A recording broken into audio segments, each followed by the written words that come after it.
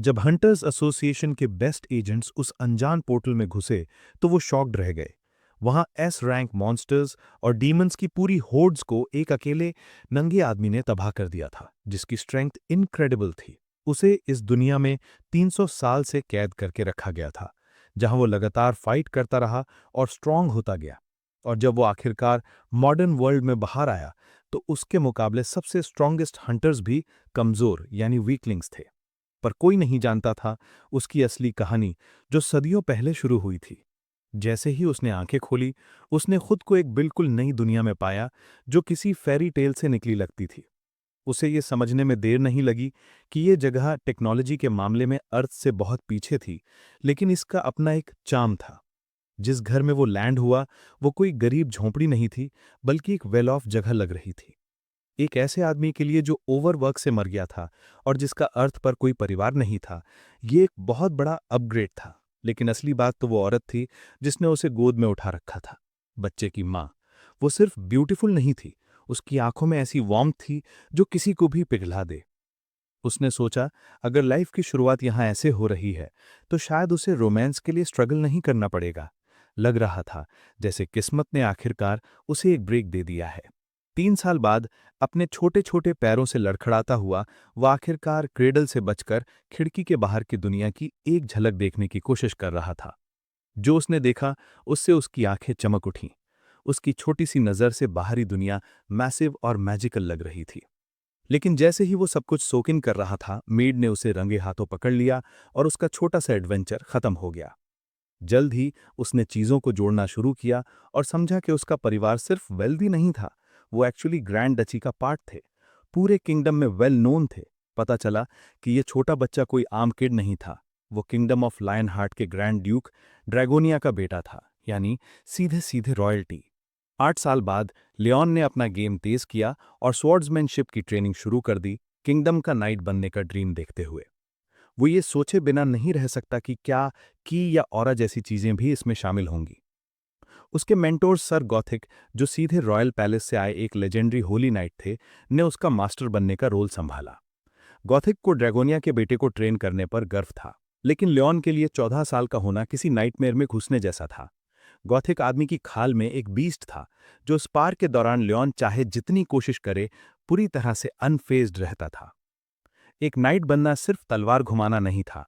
इसका मतलब था क्वेस्ट्स के जरिए खुद को साबित करना और ऑनर के साथ टाइटल कमाना।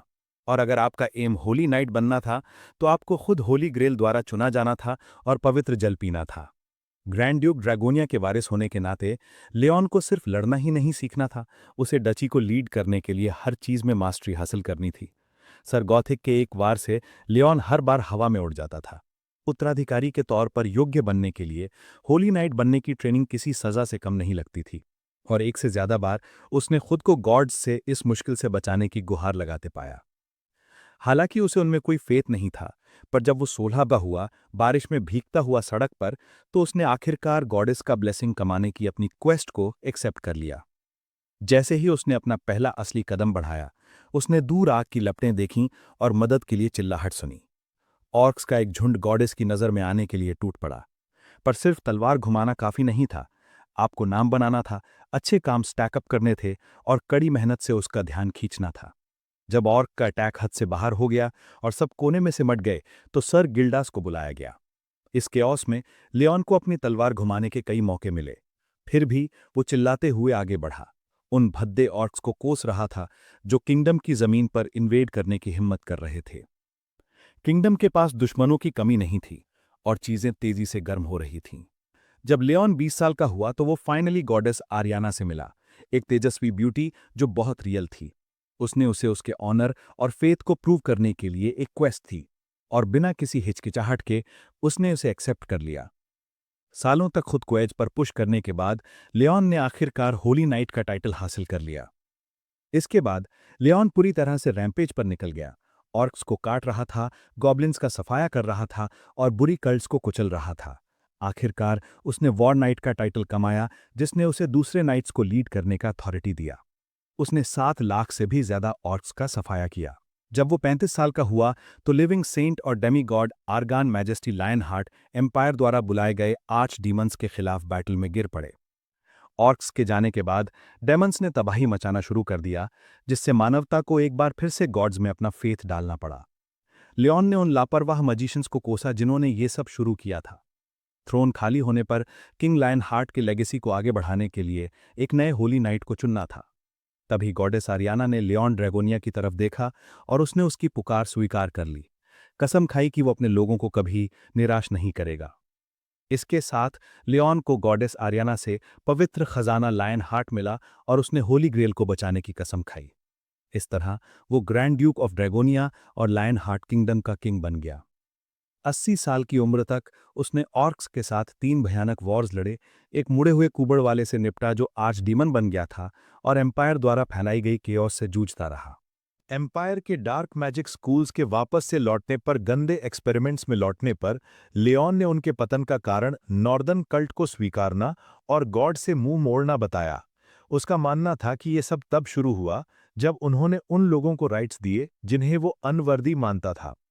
गुस्से में लियोन ने नाइट्स को हथियार उठाने के लिए बुलाया और कॉन्क्वेस्ट का एम सेट कर लिया। 96 साल की उम्र में इममॉर्टैलिटी का पीछा करते एक पागल आदमी ने कैपिटल में बड़े पैमाने पर सुसाइड को अंजाम दिया। लॉर्ड ऑफ केओस को बुलाने के लिए 30 लाख लाइव्स ले लीं। लियोन होली स्वॉर्ड लिए हुए, जिस पर पिछली कैंपेन का और ब्लड अभी भी लगा था, अपने नाइट्स को एम्पायर की ओर ले गया। 121 तक वर्ल्ड ढहने की कगार पर कांप रहा था। लियोन ने आर्यन से कहा कि उसे गर्व महसूस करना चाहिए क्योंकि उसका पिता ऑनर के साथ मरा और ऊपर गॉड्स के साथ शामिल हो गया। फिर लियोन ने अपने नाइट्स को एकजुट किया। पूछा कि क्या वे दुश्मन को सुन सकते हैं जिसने उनके भाइयों को चुरा लिया था। उस निराशाजनक वेस्टलैंड में भी उसने करेज के बीज बोए। उन्हें याद दिलाया कि ऑनर का अभी भी कोई मतलब है। वे बुराई को होराइजन से आगे फैलने से नहीं रोक सके, लेकिन गॉडेस, जो होली स्वॉर्ड, स्पीयर और ग्रेल की धारक थी, उसके साथ अंत तक खड़ी रही। वही वो पल था जब उन्होंने चार्ज किया। उस सर्दी में लियोन की सेनाओं ने धरती पर बिखरे अरबों डेविल्स के खिलाफ अपनी अंतिम लड़ाई लड़ी। बारबेरियन स्लेव्स को मीट शील्ड्स के तौर पर इस्तेमाल किया गया और स्पीयर्स और शील्ड से लैस नागरिक नाइट्स, ग्लोरियस नाइट्स, सभी गॉड्स और होली टेम्पल्स के चुने हुए लोगों के साथ ऑनर के साथ गिरे। लियोन ने अंत तक डीमंस और आर्क डीमंस को कुचला, ये दिखाया कि होली नाइट होने का असली मतलब क्या होता है। 256 साल की उम्र में उसने आखिरी डीमन गेट को नष्ट कर दिया, बाकी बचे फिल्थ के लिए किसी भी भागने के रास्ते को काट दिया। जब वो 300 का हुआ तो किसी ने एक चमकते हुए वॉरियर को देखा जिसने एक ही वार से भयंकर आर्क डीमन को ढेर कर दिया था। जब उन्होंने पूछा कि वो कौन है, तो लियोन उगते सूरज की तरह आगे बढ़ा और खुद को king Leon Draconia, lion heart, knight of the glorious knights and bearer of the will of holy temples घोषित किया। उसी साल नाइट किंग की वापसी हुई, जब उसने हर आखिरी डीमन का सफाया करने के बाद अर्थलिंग्स से मुलाकात की। इसके बाद सोल के केंद्र में एक रहस्यमयी गेट खुला, जिसे अनआइडेंटिफाइड ब्लैक क्लास थ्रेट के रूप में रैंक किया गया। कोरिया और ग्लोबल हंटर एसोसिएशंस ने इसे रेड करने के लिए बड़े गिल्ड्स को बुलाया, लेकिन अज्ञात खतरे के कारण सब पीछे हट गए। सरकार ने अंततः कोरियन हंटर एसोसिएशन को पहले अंदर जाने के लिए असाइन किया, एक तरह से उन्हें मौत के मुंह में भेज दिया। अंदर एसोसिएट मैनेजर हनहारी की पहली नज़र बुरी तरह से नंगे आदमी पर पड़ी और वो इसके बारे में सोचना बंद नहीं कर सकी। हेड मैनेजर किम जिनसू ने एक कप कॉफ़ी से उसे होश मिला दिया। उसने बताया कि किसी ने उसकी कहानी पर विश्वास नहीं किया, लेकिन जिनसू को ऐसी ही उम्मीद थी। एक ब्लैक रैंक्ड डीमन गेट, एक ग्रेट डेविल, और फिर भी वे सब किसी तरह जिंदा बाहर आ गए। ये एक आदमी की वजह से मिराकल जैसा लगा।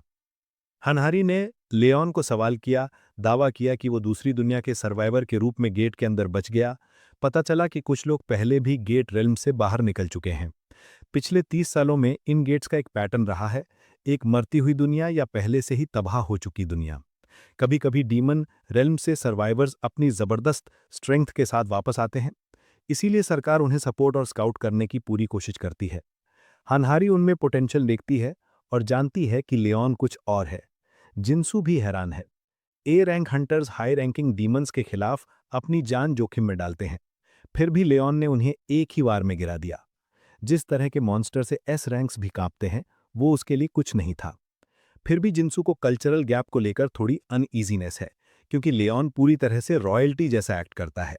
हनहारी इसे ये सोचकर टाल देती है कि शायद वो एक अच्छा आदमी होगा। लेकिन जैसे ही वे पहुंचे, उन्होंने लेऑन को कर्मचारियों पर चिल्लाते हुए देखा और उसने रीइंफोर्स्ड ग्लास तोड़ दिया, जिसे मॉन्स्टर्स भी नहीं तोड़ सकते। अच्छा आदमी तो गया काम से। ये बीस्ट साफ तौर पर सुपीरियॉरिटी कॉम्प्लेक्स से पीड़ित है। लगभग 15 मिनट पहले इंटेरोगेशन रूम में लियोन को अजीब लग रहा था। उसे याद है कि वो 20s का एक आदमी था जो ओवरवर्क से मर गया, फिर दूसरी दुनिया में रीइंकार्नेट हुआ, किंग और नाइट बना, एक सदी से ज्यादा राज किया और 200 साल डीमंस को मारने में बिताए। अभी अर्थ पर वापस वो खुश है कि उसे इस जगह की थोड़ी बहुत बातें याद हैं। उसने अपनी असली आइडेंटिटी को क्वाइट रखने का फैसला किया। आखिरकार एक लेजेंडरी नाइट किंग किसी ओवरवर्क्ड ऑफिस गाय से तो कहीं बेहतर लगता है। लियोन रॉयल्टी एटीट्यूड को भी छोड़ने वाला नहीं है। वो गंजा एजेंट उसे संभालने में स्ट्रगल कर रहा था, लेकिन लियोन को लगा कि या तो ये गवर्नमेंट का हाँ में हाँ मिलाने वाला आदमी है या बस रिस्पेक्टफुल रहने की कोशिश कर रहा है। जब एजेंट ने ब्लैक गेट और लियोन की डीमन स्लेइंग स्प्री की बात छेड़ी, तो लियोन ने उसे करेक्ट किया। गर्व से कहा कि उसने सभी ईविल स्पीशीज को मिटा दिया और नाइटली ऑनर को कायम रखा। फिर एजेंट से उसने मांग की कि वो उसकी सेक्रेटरी बनकर उसकी ग्रैंड टेल रिकॉर्ड करे। बॉल्डी ने कल्चरल डिफरेंस का बहाना बनाते हुए हामी भरी और प्ले अलोंग किया। लियोन ने हिंट दिया कि रॉयल्टी को बेटर ट्रीटमेंट मिलना चाहिए, सीधे तौर पर कहा कि उसे भूख लगी है और वो आदमी तुरंत इस काम को संभालने के लिए दौड़ पड़ा। लियोन सबसे ज्यादा ये जानना चाहता था कि उसके जाने के बाद वर्ल्ड का क्या हुआ। बॉल्डी ने समझाना शुरू किया कि ये सब 30 साल पहले कैसे शुरू हुआ, जब अचानक पूरी दुनिया में गेट्स खुल गए और मॉन्स्टर्स और डीमंस की बाढ़ आ गई। भारी नुकसान के बाद लोगों ने पता लगाया कि हर गेट का एक थीम था, और अगर उन्हें अकेला छोड़ दिया जाता तो अंदर का डंजन फट जाता और क्योस फैल जाता। जैसे ही वो खाने की बात पर आया, लियोन गहरे सोच में था। वो अर्थ के गेट्स और क्वेस्ट्स की तुलना अपनी दुनिया के डीमन इन्वेजन के पतन से कर रहा था। उसे लगा जैसे ये मानवता को स्ट्रेंथन करने के लिए कोई ट्रायल हो। फिर खाना आया और घंटों तक पके रिच बोन ब्रॉथ की खुशबू से लियोन लगभग अभिभूत यानी ओवरवेम्ड हो गया, जो सही सीजन्ड था और साथ में करारी किमची भी थी। एक पूर्व लेबरर के तौर पर यह कंफर्ट फूड था, लगभग पवित्र। फिर भी लियोन ने अपनी रिएक्शन को दबाया और बाल्डी को आवाज दी, ये दावा करते हुए कि एक रॉयल को ऐसा कॉमनर्स फूड परोसना इंसल्ट है। उसने उन्हें फिर से याद दिलाया कि वो कौन है। लियोन ड्रैगोनिया लायन हार्ट, दूसरी दुनिया का नोबल, होली ग्रेल का God's chosen guardian, holy sword और स्पीयर का धारक। वो लाखों डीमंस को मारने वाला लॉर्ड ऑफ क्योस मैलिस और 300 साल के वॉर का जीता जाता इतिहास है। कभी एक मामूली अर्थलिंग, अब एक लौटता हुआ किंग, जिसे लगता है कि ये दुनिया इसलिए टूटी हुई है क्योंकि इसमें फेथ की कमी है। लियोन इसे खोए हुए लोगों को गाइड करने का अपना रॉयल ड्यूटी मानता है। अर्थ पर वापस आने के बाद भी वो अभी भी नाइट किंग का भार उठा रहा है। उसे एक रसीला स्टेक परोसे जाने के बाद लियोन का प्राइड बरकरार रहा। जिनसू को हैरानी हुई कि ऑनर ऑब्सेस्ड इस आदमी ने हमारे चिकन और ब्लैक बीन नूडल्स को पहचाना कैसे।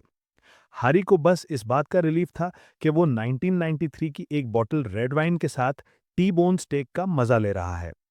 जिनसू ने हारी को क्वेश्चनिंग की लीड लेने का इशारा किया, लेकिन वो साफ तौर पर घबराई हुई थी और लियोन के पुराने ढंग से बोलने के तरीके से स्ट्रगल कर रही थी।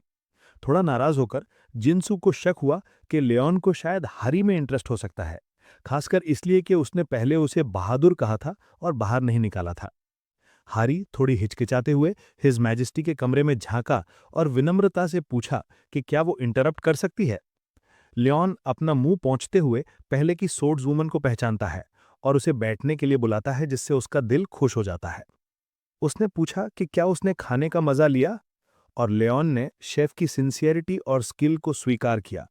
उसे आश्वासन दिया कि उसकी निराशा खाने के बारे में नहीं थी, ये एक राजा के साथ ठीक से व्यवहार करने में उनके रिस्पेक्ट की कमी के बारे में था। उसने धीरे से समझाया कि वे विदेशी रॉयल्टी के साथ कैसा व्यवहार करते हैं, ये उनके नेशन के स्टेटस को दर्शाता है। घबराकर हारी को एहसास हुआ कि वो कितनी डिसरिस्पेक्टफुल रही है। लियोन ने इसे जाने दिया, यानी लेट इट स्लाइड। पुष्टि की कि उसका नाम हारी है और ये भी पता चला कि डीमंस अर्थ को आतंकित कर रहे हैं। हैरी ने खुलासा किया कि उसका मिशन लियोन को साउथ कोरियन हंटर एसोसिएशन और उनके देश में रिक्रूट करना है। उसने औपचारिक रूप से पूछा कि क्या किंग लियोन एसोसिएशन में शामिल होने पर विचार करेंगे। लियोन समझ गया कि 21st सेंचुरी का इंटेलिजेंस वॉर अपने देश के लिए सर्वाइवर्स को स्काउट करने के बारे में है, वादे चाहे जो भी किए जाएं। वो जानता है कि अगर वो रुकता है तो उसे फाइट करना होगा, लेकिन एक किंग किसी दूसरे नेशन की मिलिट्री में सर्व नहीं कर सकता।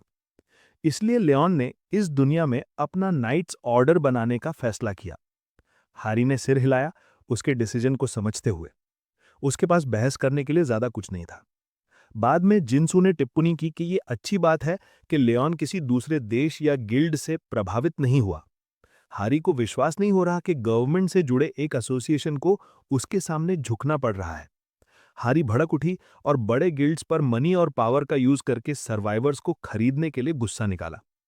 जैसे ही जिनसू फीनिक्स गिल्ड के बारे में कुछ बताने वाला था, फर्श हिल उठा। उन्हें अचानक हानुम प्लेन्स में डंजन ब्रेक का अलर्ट मिला। अगर ग्रैनरी यानी अनाज गोदाम के पास डंजन ब्रेक होता है तो डेमोनिक आउटब्रेक खाद्य उत्पादन को बाधित कर सकता है। हारी जानती है कि फीनिक्स गिल्ड का एस रैंक हंटर ली योंग वोंग ऑरेंज कलर के गेट को गिराने में सक्षम है। जिनसू को यकीन है कि ये कमीने कुछ ना कुछ गड़बड़ कर रहे हैं। ये सब सुनते ही लियोन ने समझ लिया कि ये लोग मुसीबत में हैं। जब डंजन ब्रेक होता है तो लियोन शर्त लगाता है कि ये फसलों को इन्फेक्ट करके नुकसान पहुंचाएगा। इसलिए उसने एक ऐसी जगह पर कार्रवाई करने का फैसला किया जो डियरा के कंट्रोल में नहीं है। एक ब्लॉन्ड हरी क्लोक में एक बड़े सफेद कैसल के पास हवा में नाच रही है, जबकि डंजन कोर पर कहर ढा रहा है। हंटर ली योंग वोंग, एक एस रैंक और फीनिक्स गिल्ड का गिल्ड मास्टर, जिनसू और हरी को अंदर आते हुए देखता है। जिनसू को यकीन है कि इस कमीने ने जानबूझकर डंजन ब्रेक होने दिया, सिर्फ इसलिए क्योंकि गेट प्रॉफिट्स पर उनके टैक्स एग्जेम्पशन के रिक्वेस्ट को रिजेक्ट कर दिया गया था। रिजेक्शन के बावजूद फीनिक्स गिल्ड ने गेट्स के बाय प्रोडक्ट्स जैसे मैजिक क्रिस्टल्स और मॉन्स्टर मटेरियल से भारी प्रॉफिट कमाया। फिर भी ये स्कमबैग्स 1 ट्रिलियन टैक्स देने से बचना चाहते हैं। हालांकि उन्हें एक बड़े गिल्ड होने से काफी बेनिफिट मिला था, उनके लिए कभी कुछ भी काफी नहीं होता। जिनसू ने कभी नहीं सोचा था कि वे एक साधारण अस्वीकृति पर इतना नीचे गिर जाएंगे। हारी ने हंटर योंग वोंग पर चिल्लाया, उसे याद दिलाया कि एक हफ्ता बीत चुका है और डंजन गेट को बंद करने की जरूरत है। योंग वोंग शैतानी अंदाज से यानी डेविल में केयर एटीट्यूड से मुस्कुराते हुए परिणामों को स्वीकार करता है, लेकिन बताता है कि घायल कॉमरेड्स रेड के लिए एक प्रॉब्लम हो सकते हैं। उसने वादा किया कि वो इसे कल संभाल लेंगे, हालांकि कोई गारंटी नहीं। इससे जिनसू और हारी दोनों गुस्से में आ गए। हैरी चुप नहीं रह सकी। योंगवॉन की देशभक्ति पर सवाल उठाया, ये जानते हुए कि अगर हानुम प्लेन्स इन्फेक्ट हो गया तो क्या हो सकता है। अचानक योंगवॉन एक भयावह हंसी, सिनिस्टर लाफ हंसता है। हैरी को पिछले साल की घटनाओं की याद दिलाता है और ठंडे लहजे में कहता है कि इस वर्ल्ड में जस्टिस केवल मनी और पावर के बारे में है। एक परिचित आवाज योंग वॉन को एक उथला पुराने ख्याल का कमीना कहती है। वो लियोन पर पलटवार करता है, लेकिन लियोन इसे हल्के में नहीं लेता। उसे बताता है कि उसके जैसा नीच व्यक्ति एक किंग को इस तरह से संबोधित नहीं कर सकता। योंग वॉन इंसल्ट से हैरान होकर पीछे हट जाता है, खासकर इसलिए क्योंकि वो दुनिया के टॉप 20 एस रैंक हंटर्स में से एक है और टॉप 10 गिल्ड्स में से एक का गिल्ड मास्टर है।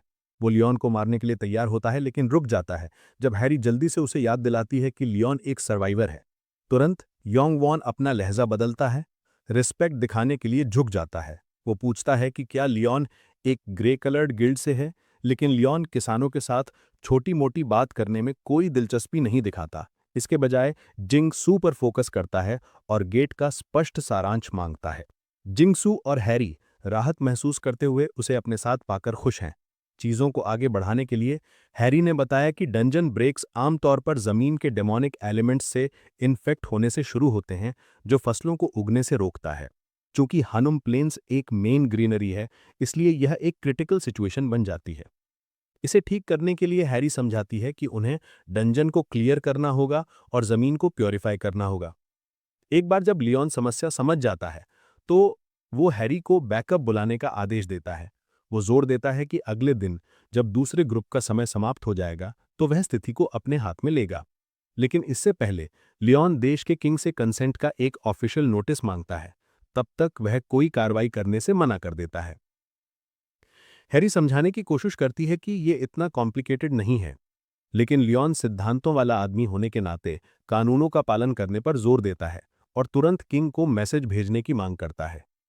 इस बीच योंग वॉन स्पष्ट रूप से हिल गया है।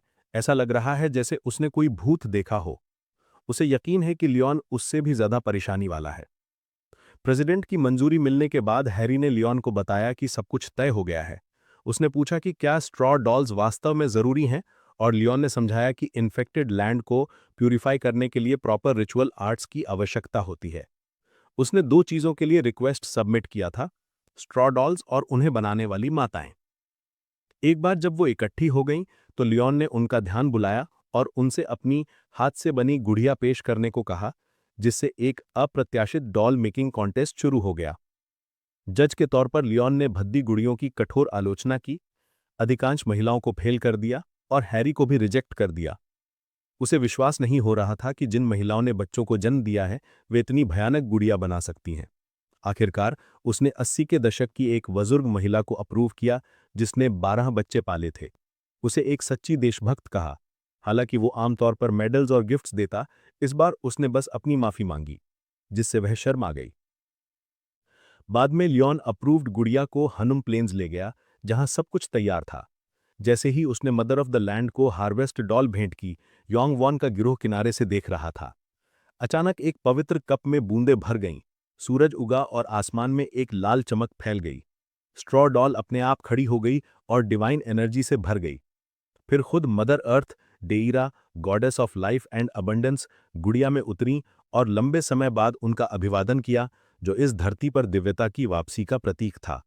लियोन ने डेइरा का उनकी दिव्य कृपा के लिए प्रशंसा के साथ अभिवादन किया, और उन्होंने जवाब में भूमि को दूषित और बुराई से भरा बताया। वह सहमत हुए, कहा कि कई दुष्ट प्राणी इस वर्ल्ड में आ गए हैं, लेकिन यहाँ कोई सच्ची दिव्यता मौजूद नहीं है, शायद नीच और अयोग्य लोगों की विफलता के कारण। पूछने पर लियोन मानता है कि तलवारबाजों में अलग दिखना मुश्किल है, लेकिन वो मानता है कि एक सच्चा कॉन्करर स्वभाव से डिवाइन होता है। वो कसम खाता है कि जब तक एक नया पैंथियन नहीं उठता, तब तक वो बैलेंस्ड अथॉरिटी और ड्यूटी के साथ इग्नोरेंट लोगों का मार्गदर्शन करेगा। जब डिमी ने उनसे कोई इच्छा मांगने को कहा, तो लियोन ने हरी चादर में लिपटी पृथ्वी की देवी डेइरा से भूमि को प्यूरिफाई करने को कहा।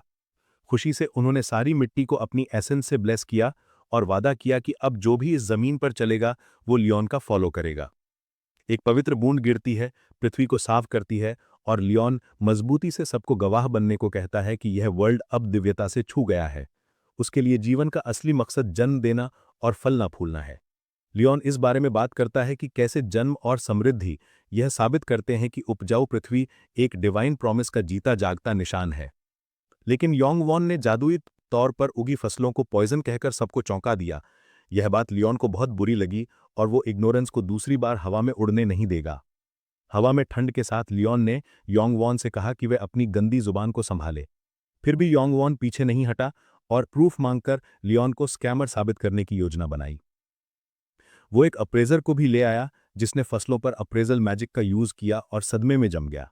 पता चला कि चावल खुद डेरा का एक दुर्लभ ब्लेस्ड प्लांट है, जो अगर अच्छी मात्रा में खाया जाए तो टीयर 3 डिजीजेस को ठीक कर सकता है। यहां तक कि कैंसर भी इसके सामने टिक नहीं पाएगा। पूरी भीड़ दंग रह गई। जिंगसू ने तुरंत चीफ्स हाउस से एक बर्तन लाने को कहा, क्योंकि इस तरह के मिरेकल फूड को नजरअंदाज नहीं किया जा सकता। इसे पकाने के बाद एक नीली विंडो पॉपअप हुई, जिसमें जिंगसू को हर मिनट 8 आवर्स की स्टैमिना और माना बहाल होती दिख रही थी। वो चकित रह गया, ये महसूस करते हुए कि ये चीज मूल रूप से एक बॉटल में लगभग 3 मिलियन वॉन के लायक है। अचानक हरी अंदर घुस आई और उसने कैजुअली न्यूज दी कि उसने जिज्ञासावश एक बग खा लिया था। जिंगसू लगभग उल्टी करने वाला था, लेकिन फिर उसने खुलासा किया कि बग ने उसे एक बफ दिया, जिससे वो पूरी तरह से शॉक हो गया। अगर डिवाइन एनर्जी वास्तव में हर जगह फैल गई है, तो अब हर जीवित चीज में बफ्स हो सकते हैं। इससे जिंगसू भड़क गया और उसने हंटर एसोसिएशन रेड टीम को गेट को पूरी तरह से बफ्ड चार्ज करने के लिए जितना संभव हो उतने बग्स इकट्ठा करने का आदेश दिया, जिससे वे पहले से ज्यादा उत्साहित हो गए। जैसे ही डियरा जाने की तैयारी करती है, लेओन उसे डिवाइन लव के लिए धन्यवाद देता है, जिससे उन्होंने उन्हें ब्लेस किया। उसकी आखिरी सलाह सरल है, टू स्टे फेड, खाते रहो। जब हारी इसके बारे में पूछती है तो लियोन आसपास के नॉन बिलीवर्स को समझाता है कि एक मीनिंगफुल लाइफ और शब्द डिवाइन पावर पर बने होते हैं। फिर वो सैनिकों का खाना खत्म करने के बाद सबका ध्यान वापस गेट की ओर मोड़ देता है। इस बीच योंगवान आग बबूला है, इस बात से नाराज है कि एक सर्वाइवर उसकी योजनाओं को बिगाड़ रहा है। वो चाहता था कि लियोन मर जाता ताकि गवर्नमेंट के पास उसके रिक्वेस्ट को अप्रूव करने के अलावा कोई चारा ना होता। तभी उसे एक आइडिया आया। उसने अपने लैकी को रिलैक्स करने को कहा, देखते हुए कि गेट पहले से ही आंशिक रूप से क्लियर हो चुका है। केवल एक ए रैंक हंटर हारी के साथ वो सोचता है कि लियोन बस एक लकी सपोर्ट टाइप गाय होगा जिसमें कोई असली कॉम्बैट स्किल्स नहीं है। यांग वान के दिमाग में वे केवल बुनियादी चालों से अंदर के मॉन्स्टर को हरा नहीं सकते। लियोन अपने अर्थली ट्रूप्स को गेट के अंदर ले जाता है और जल्दी से इस बात को पकड़ लेता है कि ये गेट्स तभी बंद होते हैं जब फाइनल बॉस को हराया जाता है या मेन क्वेस्ट क्लियर हो जाता है। उसे ये सेटअप रियली पसंद आता है। हालांकि हारी ने यह नहीं बताया था कि ये डंजन्स आमतौर पर आप पर कैसे हमला करते हैं। उन्हें एक जला हुआ स्केलेटन मिला जो शायद उनसे पहले फेल हुआ था, और उन्हें पता चलने लगा कि डंजन मॉन्स्टर्स से भरा हुआ है। पूछने पर हारी बताती है कि मॉन्स्टर्स को मारने से आमतौर पर उनकी संख्या कम हो जाती है, लेकिन अनडेड लाइक स्केलेटन्स, ज़ॉम्बीज या डीमंस के साथ वे तब तक वापस आते रहते हैं जब तक फाइनल बॉस को बाहर नहीं निकाला जाता। लियोन रियलाइज करता है कि भागने का इकलौता रास्ता बॉस को हराना है। हरी को शक है कि स्केलेटन आर्मी के पीछे कोई नेक्रोमैंसर है। अचानक एक रेड अलर्ट हैरी को डंजन ब्रेक की वार्निंग देता है, जिससे अंदर मौजूद सभी के लिए 3 घंटे की सीमा रेखा शुरू हो जाती है। मिशन है कमांडर नाइट डुलाहन को हराना, जो अपनी सेना के साथ आ रहा है। लैकीज को ठंड लगती है और वो जिंगसू को फेल करने के लिए फंसाने के लिए योंगबान को कोसते हैं। जैसे ही स्केलेटन्स के सैनिकों की लहरें आगे बढ़ती हैं, जिंगसू सभी कॉम्बैट ऑप्शंस को ऊपर के रैंक्स को देने का आदेश देता है। मशीक जल्दी से लगभग 30 आर्चर और 2 मेजेस को देखने की रिपोर्ट करता है, और जिंगसू स्नाइपर्स को लंबी दूरी और शील्डर्स को फ्रंट लाइन संभालने का असाइन करता है। भयानक बैटल शुरू होती है और वे अनडेड आर्मी से लड़ते हैं। जिंगसू को उनकी स्ट्रेंथ सरप्राइजिंग लगती है, सोचता है कि ऑरेंज गेट्स अलग तरह से बने होते हैं, लेकिन फिर भी उसके जैसे बी रैंक के लिए हैंडल करने लायक है। फिर उसकी आंखें एडवांस्ड स्पेल्स फेंक रहे 2 स्केलेटन मेजेस पर टिकती हैं। जिंगसू जल्दी से उनका ध्यान हटाने की कोशिश करता है, लेकिन डरावने मेजेस अपना अटैक फायर कर देते हैं। तब भी जिंगसू महंगे गियर की बदौलत मुश्किल से एक खरोंच के साथ बाहर निकलता है। जैसे ही धुआं छटता है, फाइनल बॉस डुलाहन अपने घोड़े पर एक बैड एस सेंटेंस करता है। जिंगसू को ऑफ गार्ड पकड़ लेता है एक बार, और जिंगसू सीधा दीवार में दे मारते। हारी चिंतित हो जाती है और उसका लैकी सोचता है कि मदद के लिए रिजर्व फोर्सेस को बुलाना का यही सबसे अच्छा समय है। जिंगसू देखता है कि डुलाहन के हाथों में ग्रेट स्वॉर्ड गति पकड़ रही है।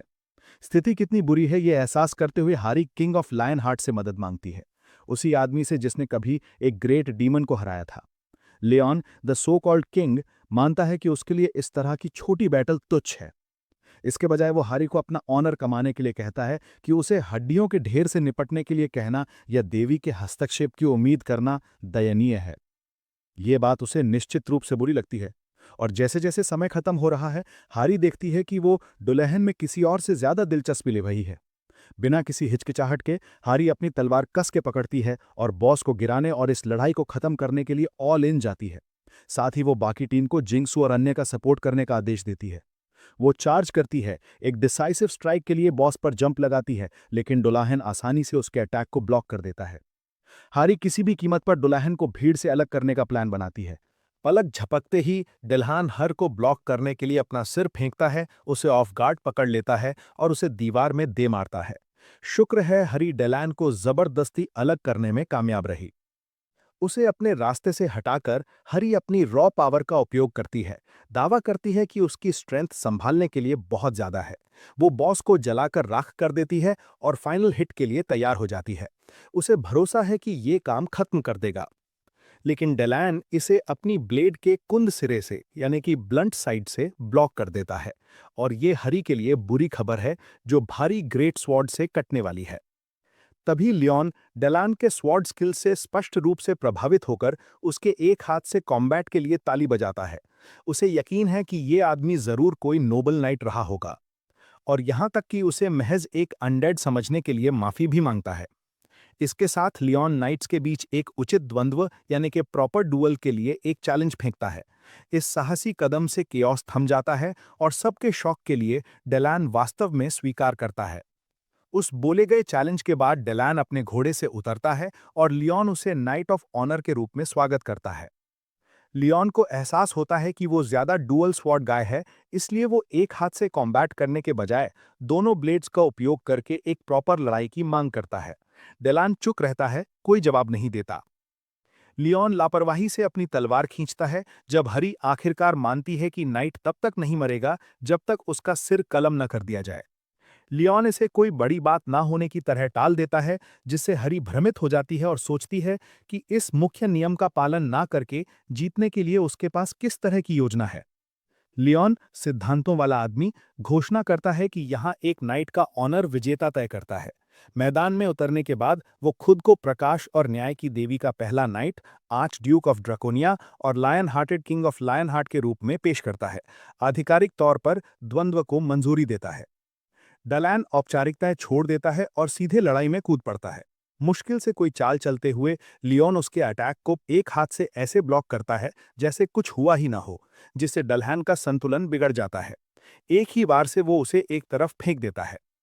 डलहैन करीब से एक क्विक स्ट्राइक की कोशिश करता है, लेकिन लियोन उसके कदमों को किताब की तरह पढ़ लेता है और तुरंत पलटवार करता है, जिससे सब ऑफ गार्ड हो जाते हैं। हरी हैरान है और जिंगसू पूछता है कि क्या उसने पकड़ा कि क्या हुआ। केवल हरी ही लड़ाई के फ्लो को समझती दिखती है। लियोन ने ब्लेड के संपर्क में आते ही स्वॉर्ड गार्ड को बांधकर वजन को शिफ्ट कर दिया, जिसके बाद एक परफेक्ट क्रॉस कट किया गया, जिसे ज्यादातर लोग आजमाने की भी हिम्मत नहीं करते। डलहैन को एक प्रॉपर द्वंद्व में एक ट्रू नाइट का सामना किए हुए सदियां बीत गई थीं, और हालांकि वो जानता है कि ये ज्यादा केओस से बचने की महज एक ट्रिक हो सकती है, फिर भी वो लियोन के ईमानदार स्टैंस और एक ऐसे वॉरियर के अनुभवी लुक की सराहना किए बिना नहीं रह सकता। लियोन अगला वार लेने के लिए तैयार होता है, लेकिन ब्लॉक करके डलहैन को तीसरी बार वापस गिरा देता है। वो शांति से पूछता है कि क्या डलहैन अभी भी जारी रखना चाहता है, जबकि डलहैन उसे एक नोबल नाइट की असली छवि के रूप में देखता है। गहराई से वो किंग ऑफ नाइट्स के खिलाफ नेक्रोमेंसी का उपयोग करने से मना करता है। उसके दिमाग में बस एक ही चीज चल रही है, बिना शॉर्टकट्स के एक प्रॉपर नाइटली तरीके से इस आदमी से लड़ने की इच्छा। कहीं ना कहीं डलहैन भूल गया था कि ट्रू नाइट्स का सामना कैसे करते हैं, जैसे उन दिनों जब वो ऑनर के साथ दुनिया में घूमता था। 10वें वार तक डलहैन की तलवार हवा में उड़ जाती है और लियोन शांति से उसकी टेक्निक की प्रिसीजन को स्वीकार करता है। वो पूछता है कि क्या डलहैन को अपना पिछला जीवन याद है, और डलहैन रोमांचित होकर महसूस करता है कि इस नाइट ने उसे उसके एक समय गौरवशाली दिनों की याद दिला दी। ऑनर के बिना लड़ी गई अनगिनत लड़ाइयों के बाद अपनी श्रापित यात्रा को ऐसे खत्म करना सही लगता है। लियोन स्माइल करता है, गिरे हुए लाइट को अपना डिग्निटी वापस पाते देखकर प्राउड फील करता है। डलान के घुटने टेकने पर लियोन चुपचाप उसकी आत्मा के लिए शांति या प्रकाश की देवी से उसे स्वर्ग तक गाइड करने की प्रार्थना करता है। उसे उम्मीद है कि वे किसी दिन गॉड्स के बैंक्वेट हाउस में फिर मिलेंगे। जैसे ही डलान फेड होता है, उसका इंसानी चेहरा आखिरकार शांत दिखाई देता है। गेट के बाहर जिंगसू इस बात से स्टन्ड था कि लियोन ने अपना वादा पूरा किया और डुअल के साथ इसे खत्म किया। हरी सहित हर कोई उस डिवाइन पावर से हिल गया था जिसने अनडेड को इतनी सफाई से मिटा दिया था। हरी जानती थी कि लियोन इसे एक बार से पहले खत्म कर सकता था, लेकिन लियोन ने समझाया कि ऐसा करने पर डलान एक नेक्रोमेंसर बनकर मरता। इसके बजाय उसने उसे नाइट के रूप में जाने दिया, क्योंकि ऑनर कर्म से आता है और कर्म इच्छा से पैदा होता है। इसके साथ लियोन अपना रिवॉर्ड लेने गया, जहां पर उसे डलहैन की तलवार और केप मिली। जिंगसू लगभग बेहोश हो गया जब लियोन ने क्रिस्टल लूट को तोड़ दिया, लेकिन लियोन ने कंधे उचकाए और कहा, यह महज एक केओस मशीन के ज्यादा कुछ नहीं था। हनिम गेट आधिकारिक तौर पर क्लियर हो चुका था। हर के चेहरे पर हॉरर साफ झलक रहा था। उसकी गहरी आंखों के नीचे आई बैग्स लियोन के अर्थ पर चौथे दिन की निशानी थे। बहुत कुछ हो चुका था और हर पूरी तरह से ड्रेन्ड थी। पहले टैक्स इशू आया, जहां लियोन ने अपने लूट से एक भी सिक्का देने से इनकार कर दिया, यहां तक कि माना स्टोन्स के जरिए भी नहीं। अपने रॉयल स्टेटस का दावा करते हुए उसने इसे कॉमनर्स की तरह सिक्के गिनना अपने बिनीत समझा। इस क्योस के बीच हारी ने नए फॉलोअर्स में अचानक वृद्धि देखी। लियोन की डिवाइन पावर ने भूमि को ब्लेस करने के बाद जब फॉलोअर्स ने टाइथ यानी दान के बारे में पूछा, तो लियोन ने कैजुअली घोषणा की कि ये उनकी फसल का 90% होगा। ये सुनकर वे सदमे में आ गए, क्योंकि लिविंग एक्सपेंसेस और टैक्सेस पहले से ही स्काई हाई थे। लेकिन लियोन ने इसे नजरअंदाज किया। पूछा कि गॉडेस के सच्चे फॉलोअर्स को भूखे रहने की चिंता क्यों करनी चाहिए। उसने वादा किया कि उसका गिल्ड फूड, वेलफेयर और सभी लिविंग कॉस्ट्स का ध्यान रखेगा। फिर हारी ने बॉम्ब गिराया कि लियोन के ब्लेस्ड राइस की अप्रेजल वैल्यू बहुत ज्यादा है। 80 किलो चावल लगभग 1 बिलियन और 500 मिलियन वॉन में बिकते हैं। अचानक हर कोई हिसाब लगाने लगा और महसूस किया कि 90% देने के बाद भी वे बहुत कुछ बचा रहे होंगे। बस ऐसे ही उनका फेथ पक्का हो गया। हैरी को जल्द ही एहसास हुआ कि लियोन की रहने की स्थिति पूरी तरह से अस्त-व्यस्त थी। वो अपने कमरे में एक भी आर्टवर्क ना होने पर भड़क गया और तुरंत एक luxurious bed, on call servants और ऐसी आर्ट पीसेस की मांग की जिसे वो हर समय निहार सके। लगभग रोते हुए हैरी को रात भर 2 बजे तक हर 5 स्टार होटल को कॉल करना पड़ा ताकि उसके लिए एक अच्छा स्वीट किराए पर ले सके। हार मानकर उसने उससे सोने की विनती की। आखिरकार उन्होंने एक पेंटिंग या एक सेरामिक पीस लगाने का समझौता किया। अब हम यहाँ हैं जहाँ हारी उसकी अनुमति से नाश्ता परोसने के लिए उसके कमरे में दाखिल होती है। लियोन उसे भी खाने के लिए कहता है क्योंकि मील्स स्किप करना अस्वीकार्य यानी अनएक्सेप्टेबल है। उसे सैंडविच खाने की इच्छा हो रही है और एक पल के लिए उसे लगता है कि वे एक साथ खाना खाने वाले हैं, लेकिन नहीं। लियोन तुरंत इसे रोक देता है, उसे याद दिलाता है कि किंग्स और कॉमनर्स कहीं भी एक साथ खाना नहीं खाते। उस उम्मीद का क्या हुआ, वो तो खत्म हो गई। हारी बताती है कि हंटर एसोसिएशन लियोन को रीसेटलमेंट एड के साथ सपोर्ट करने की योजना बना रही है और ये सुनिश्चित करना चाहती है कि वो आराम से रह रहा है। लियोन को यह आइडिया पसंद आया और उसने इसे संभालने के लिए कहा। जहां तक लूट की बात है, उसे हारी पर भरोसा है, लेकिन केप रखने पर जोर देता है। जब वे पहुंचे तो हारी ने हंटर एसोसिएशन के पास एक सुविधाजनक जगह चुनी जहां एक हेलीपैड भी था। अचानक एक अजनबी ने असिस्टेंट मैनेजर हारी का अभिवादन किया। हालांकि ये सब टॉप सीक्रेट होना चाहिए था। उस आदमी ने अपना परिचय Do Jong's food of the future के डायरेक्टर के रूप में दिया। हारी हैरान थी कि देश के टॉप 3 चेबल्स में से एक डू जोंग ग्रुप उनका इंतजार कर रहा है। जॉन चैन ने तुरंत लियोन को सर्वाइवर के रूप में पहचान लिया, जिससे हार का शक सही साबित हुआ। उसने कैजुअली हाथ मिलाने की कोशिश की, लेकिन लियोन इसे अनादर का संकेत मानता है। हैरी लियोन को उसके नए ठिकाने पर ले जाती है। उसे भरोसा दिलाती है कि हंटर एसोसिएशन 1 साल के लिए रेंट और बाकी सब कुछ कवर करेगी। लेकिन मन ही मन वो ये सोचना बंद नहीं कर पा रही थी कि खबर बाहर कैसे लीक हुई, जब लियोन की पहचान टॉप सीक्रेट होनी चाहिए थी। सर्वाइवर इंटेल को हमेशा चुपचाप हैंडल किया जाता है। शुक्र है लियोन ने डायरेक्टर जोंग चैन को पूरी तरह से नजरअंदाज कर दिया, जिससे हैर को फायदा हुआ। फिर भी यह पता नहीं लगा पा रही थी कि एक बिजनेसमैन लियोन में इतनी दिलचस्पी क्यों ले रहा है। लियोन को लगता है कि ऐसे लोगों के साथ ये सब प्रॉफिट के बारे में है, खासकर जब होम प्लेन्स में उनके पास एक राइस फील्ड है। पता चला कि इंटेल टीम ने गड़बड़ कर दी थी। किसी स्ट्रीमर ने पूरी घटना को फिल्म किया था और हालांकि गवर्नमेंट ने उसे इसे डिलीट करने के लिए कहा था, किसान मिस्टर पार्क ने बस वो हिस्सा रीअपलोड कर दिया जहां लियोन ने अपना मिराकल दिखाया था। इधर जोंग चैन अपने साइंटिस्ट से जांच करवाता है कि राइस हाइप असली है या नहीं। वो जानना चाहता है कि चूहों पर इसका असर मनुष्यों पर भी काम करता है या नहीं। उसके असिस्टेंट ने कहा कि उन्होंने फील्ड ओनर से संपर्क किया और जाहिर है कि चावल खाने के बाद यहां तक कि एक मरता हुआ कुत्ता भी ठीक हो गया। पूरी बीमारियां, क्रॉनिक और अक्यूट, बड़ी और छोटी, सब ठीक हो गईं और पूरा गांव हेल्दी हो गया। अभी तक ह्यूमन टेस्टिंग नहीं हुई है, लेकिन रिजल्ट्स क्लियरली दिखाते हैं कि राइस काम करता है। जोंग चैन को यह सब मिल सकता था अगर वो वॉनाबी सर्वाइवर लियोन ना होता। उसे ये यकीन नहीं हो रहा था कि उस अहंकारी आदमी ने डू जोंग ग्रुप के डायरेक्टर को महज एक मर्चेंट कहने की हिम्मत की। उसके सेक्रेटरी ने कहा कि राइस की पोटेंशियल ऑफ द चार्ट्स है, इसलिए उन्हें इसे हासिल करना ही होगा। भले ही लियोन उन्हें नीचे देख रहा हो, योंग चैन पीछे नहीं हटेगा। वो लियोन से आमने सामने मिलना चाहता है और उसे दिखाना चाहता है कि वो किसके साथ पंगा ले रहा है। उसके लिए लियोन शायद बस एक और सर्वाइवर है जिसे लगता है कि ये दुनिया पैराडाइज है। लेकिन योंग चैन के पास गुड ओल्ड कल्चरल शॉक से उसे कुचलने की प्लानिंग है। जब लियोन ड्रकोनिया अर्थ पर वापस लौटा तो उसके दिमाग में 3 बड़े गोल्स थे। पहला, रियल डिविनिटी में फेथ फैलाना। हालांकि यहां बहुत सारे गॉड्स और बिलीवर्स हैं, अर्थ में किसी भी ट्रू डिवाइन प्रेजेंस की कमी है। लोगों के बीमार होने और जमीन के सड़ने के साथ लियोन का मानना है कि एक ट्रू गॉड को स्टेप इन करना चाहिए और दुनिया को ब्लेस करना चाहिए। लेकिन ऐसा होने के लिए ज्यादा लोगों को बिलीव करने की जरूरत है। दूसरा, वो किंग टेम्पलर्स बनाना चाहता है। क्योंकि इस दुनिया में डिवाइन स्ट्रेंथ से चलने वाले कोई वॉरियर्स नहीं हैं। होली ग्रेल के गार्डियन और लायन हार्टेड किंग के रूप में लियोन खुद को एक डेमीगॉड मानता है, जबकि टेम्पलर्स होली वॉरियर्स यानी कि सेंट्स होंगे जो ईविल में फियर पैदा करेंगे। आखिर में उसका एम डिवाइन पावर को वापस पाना और टेम्पलार्स को रेज करना है। ताकि अर्थ पर फैल रहे सभी डार्कनेस को मिटा सके। वो जानता है कि इस पवित्र ऑर्डर को बनाने का एकमात्र तरीका है अपने फेथ को फैलाना और गॉड्स के बीच बैलेंस बनाए रखना।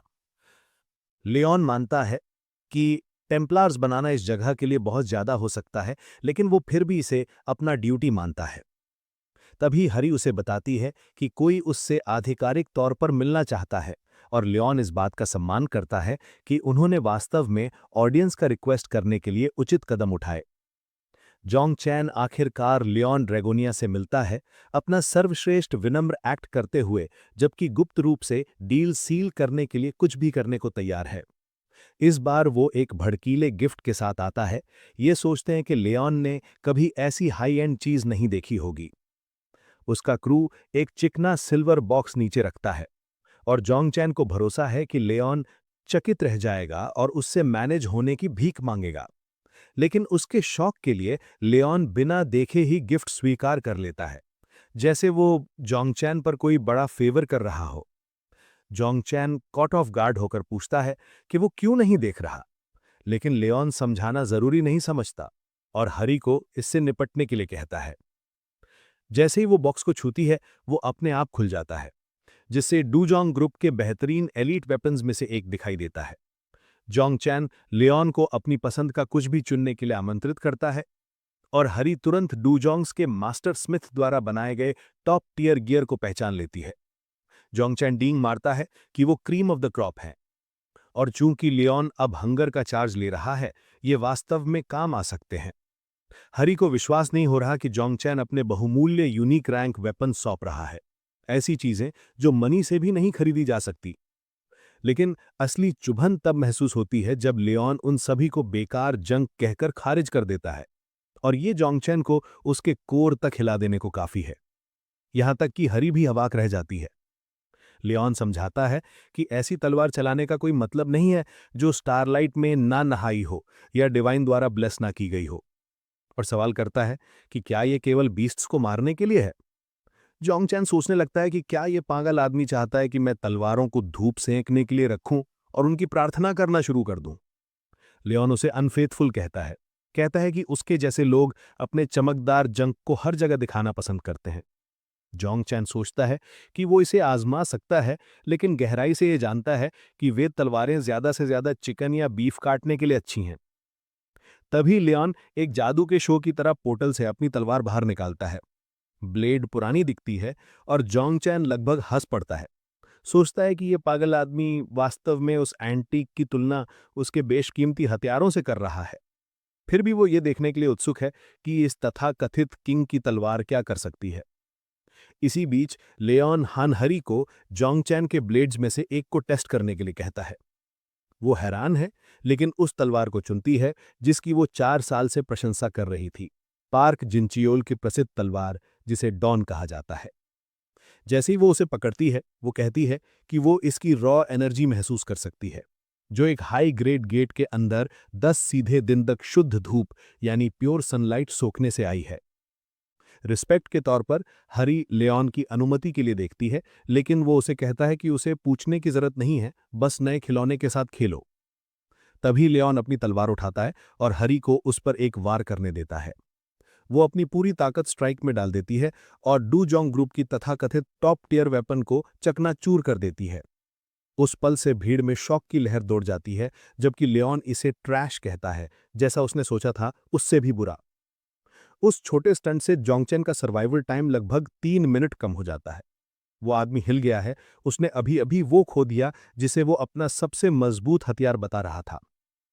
बिना देर किए जोंगचैन चमत्कार चावल पर पेटेंट राइट चाहने की कबूल करता है। इसके लिए पैसा देने का वादा करता है। वो 180 बिलियन वॉन का आंकड़ा पेश करता है, लेकिन गहराई से वो जानता है कि कैंसर क्योरिंग राइस की कीमत इससे कहीं ज्यादा है। फिर भी वो यकीन है कि नाइट नाम के सनकी को नहीं पता होगा कि वो कितना पैसा है। जब लियोन पूछता है कि क्या वो इसे मनी से खरीदना चाहता है, तो जोंगचैन सोचता है कि उसने उसे फंसा लिया है और एक कॉन्ट्रैक्ट बनाने की पेशकश करता है, जिससे डूजोंग ग्रुप को पूरा कंट्रोल मिल जाएगा। लेकिन ये आखिरी स्ट्रॉ था। लियोन भड़क उठा, एक पूरे लायन किंग में बदल गया, जो उस अहंकारी मर्चेंट को चीर फाड़ करने के लिए तैयार था, जिसने डिवाइन ग्रेस पर कीमत लगाने की हिम्मत की।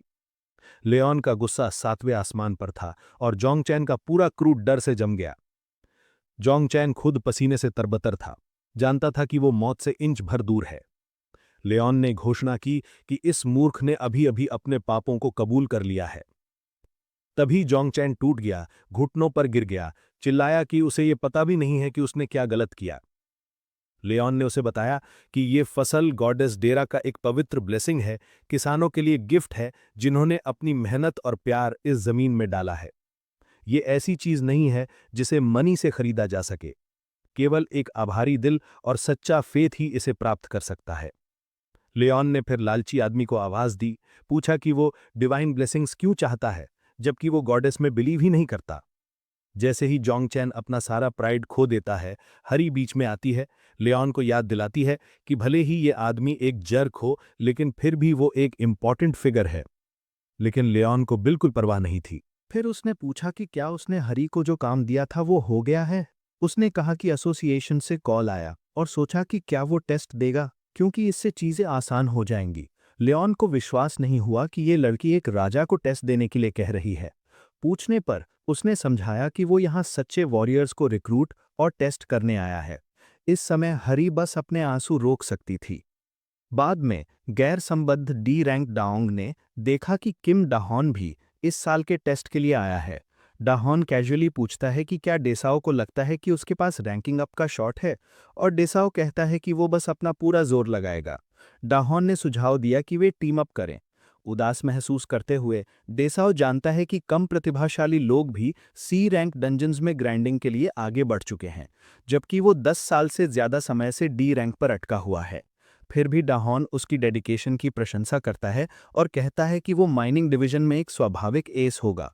हालांकि ये लुभावना लगता है, लेकिन डेसांग अभी हार मानने को तैयार नहीं है। डंजन से मिलने वाला मनी उसके परिवार के कर्जों को कवर करने में मदद करता है और वो ऐसे ही दूर नहीं जा सकता।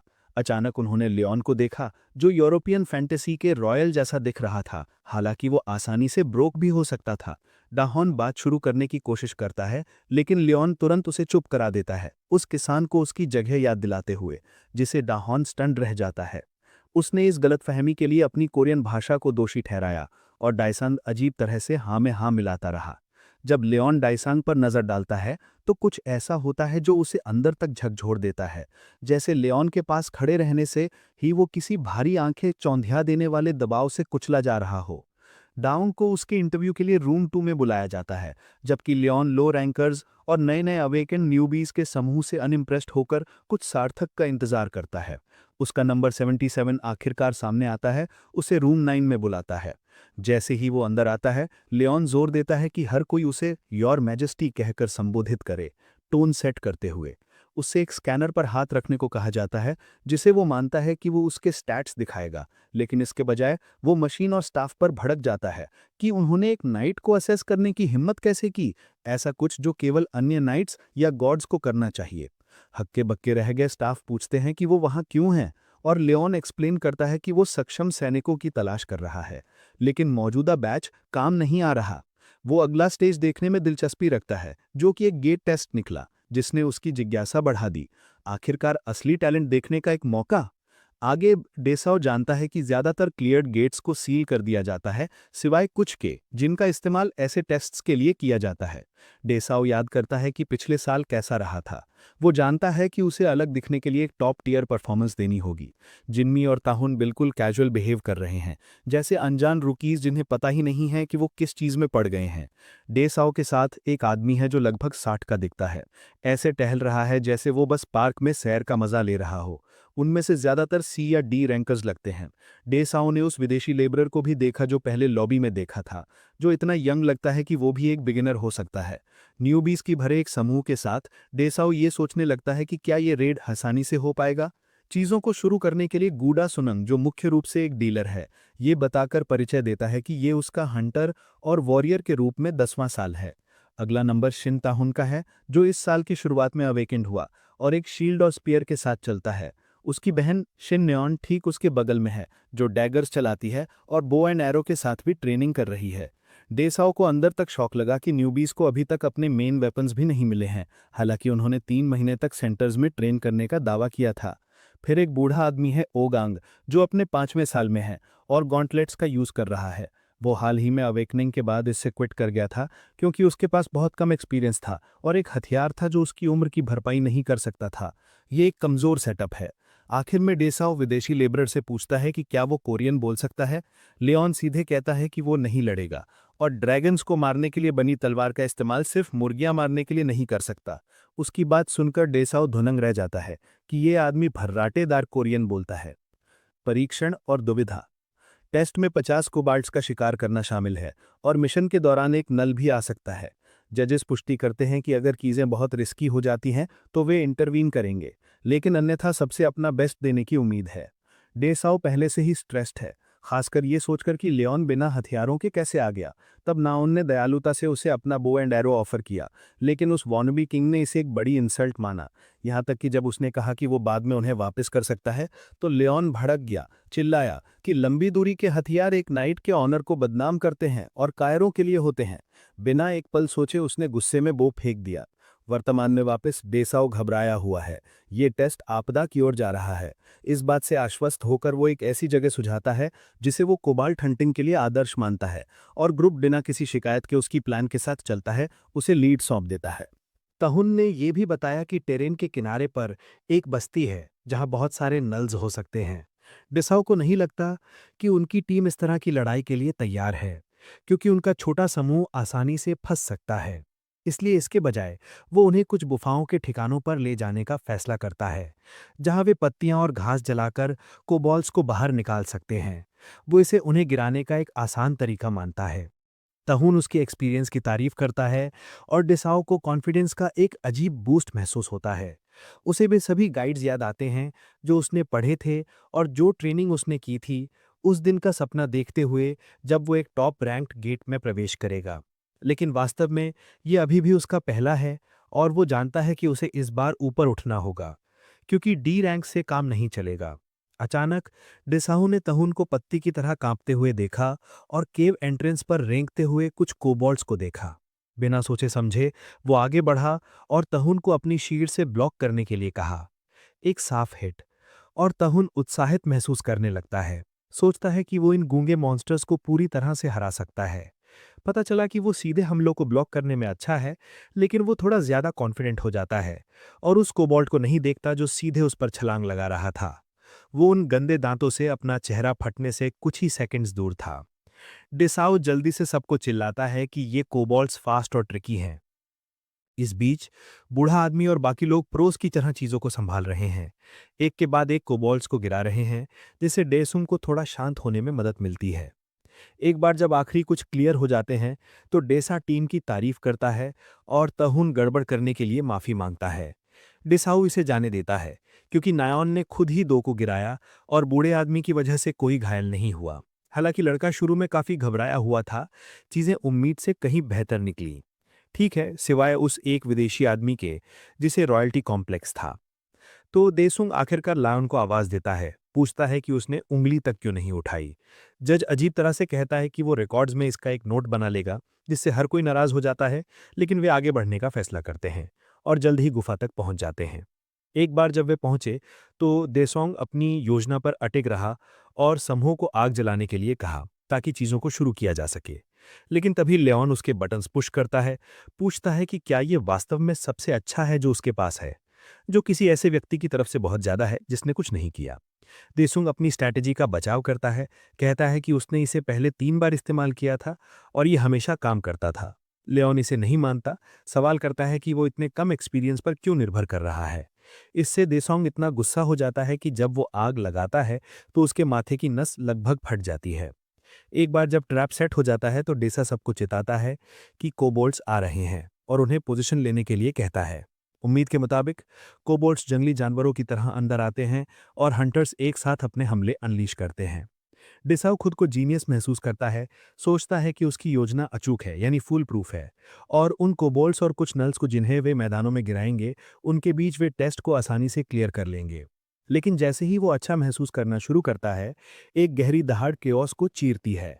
ये नल कैप्टन की तरफ से आ रही है, जो इस गेट का बॉस निकला और एक सी रैंक से कहीं ज्यादा स्ट्रॉन्गर है।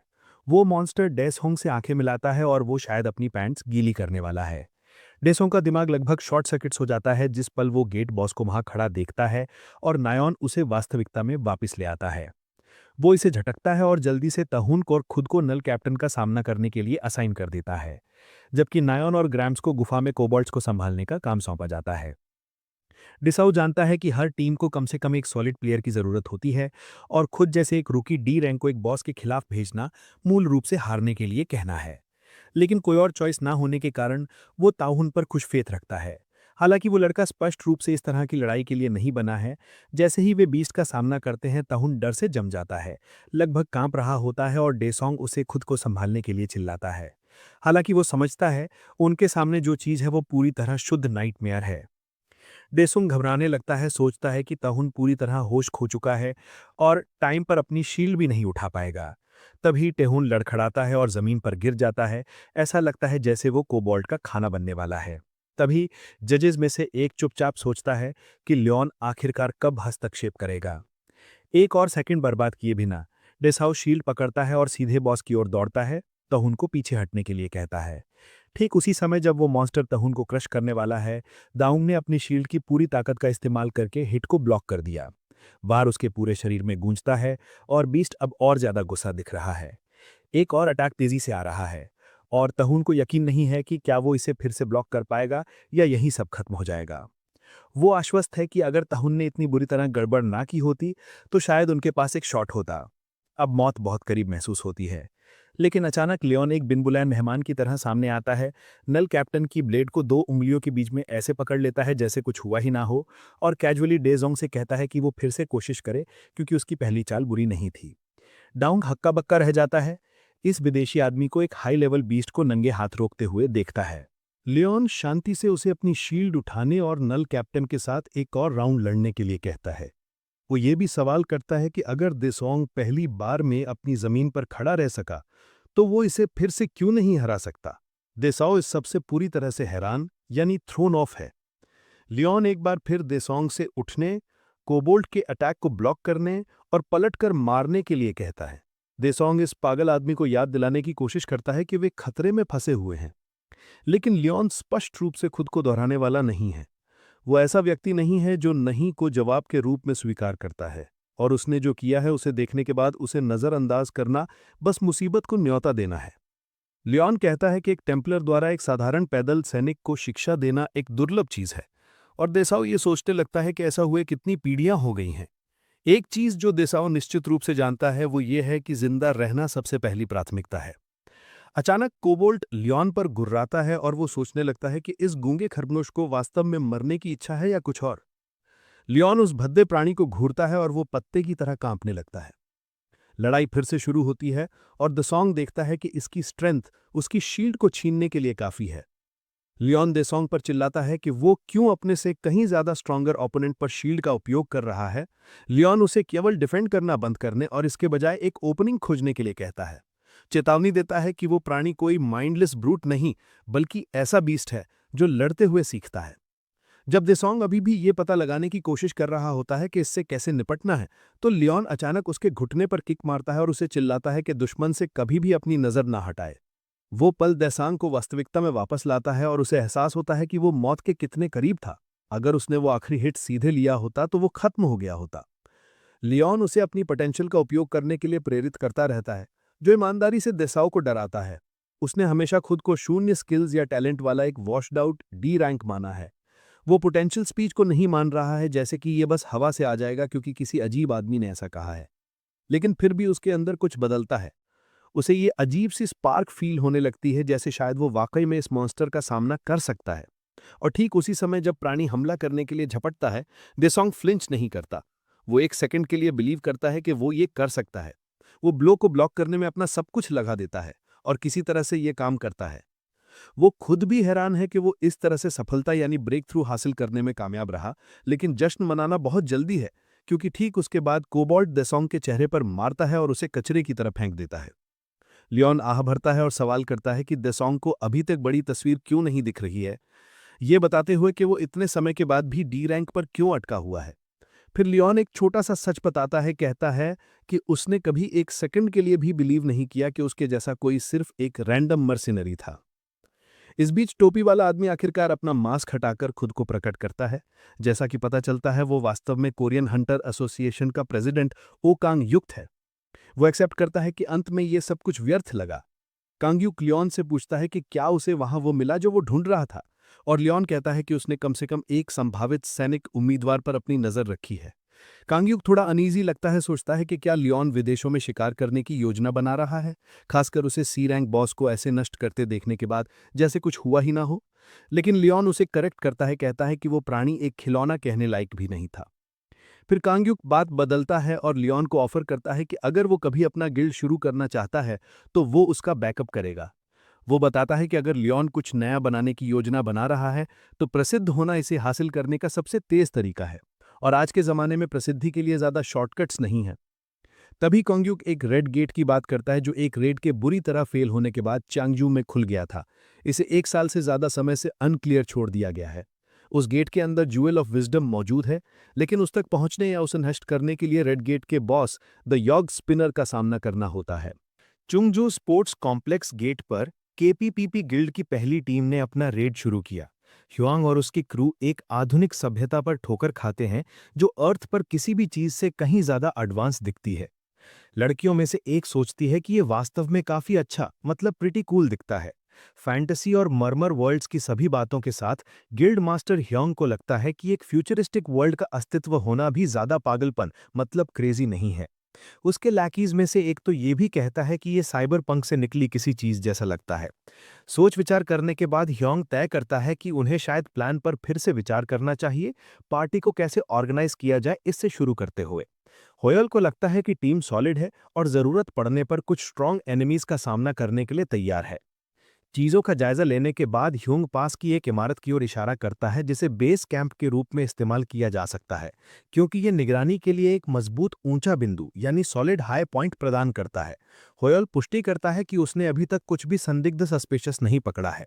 जहां तक यागेट स्पिनर की बात है, ह्यूंग बताता है कि उसे यहाँ का बॉस होना चाहिए, लेकिन उसका कहीं कोई निशान नहीं है।